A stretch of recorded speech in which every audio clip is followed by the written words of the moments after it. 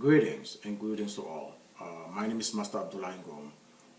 Today I come to you about a sad story, a very sad story that come to my attention this past day that I come across online, which many of you probably are already aware of, is the situation that happening in a country in Libya, Africa, in which where human beings are being sold in the marketplaces as commodity, which is the practice that we know as slavery.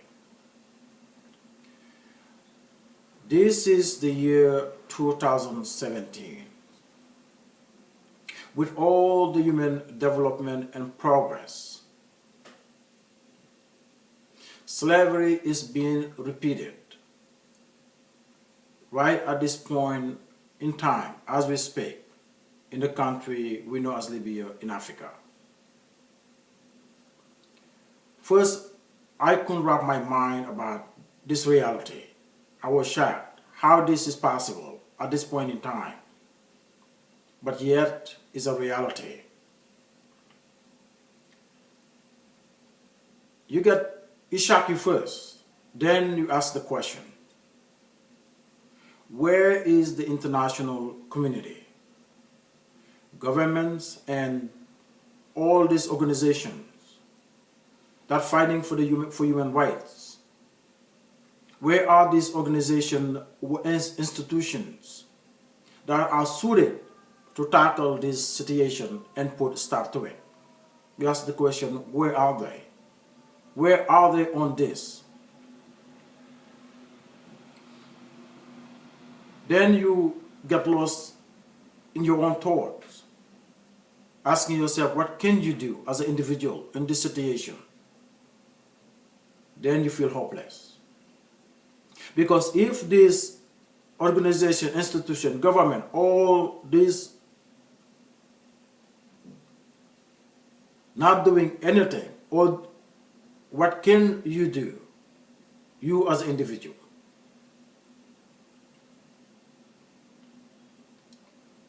But what I realized was, you see, sometime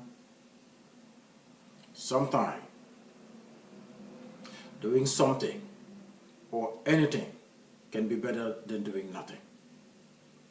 And this is those moments. I don't know what impact this will make. I don't know. But one thing I know, someone took the trouble to bring this information to our attention. Therefore, we have a moral obligation. As a matter of fact, anyone with a moral fiber in their being have a moral obligation to do something or anything, but not just sitting and do nothing. As the well-known scientist Albert Einstein said once, that this world will not be destroyed by those who do evil, but by those who sit watching and doing nothing. You see, there's some sense of truth in that saying. There's some sense of truth in that saying. Because if this act of evil, this brutal act of evil, this inhuman practice that we have seen already, that the wound, humankind have already experienced the reality, the horror that this practice have inflicted toward humanity, with the scar yet to be healed. We know what it is. And at this point in time, we just can't sit, watch history repeating itself. This human generation have a moral obligation to gather their mights by the God-given will to lead humankind into the path for the greater good of all the lives of the world, but not repeating the horrors of the past.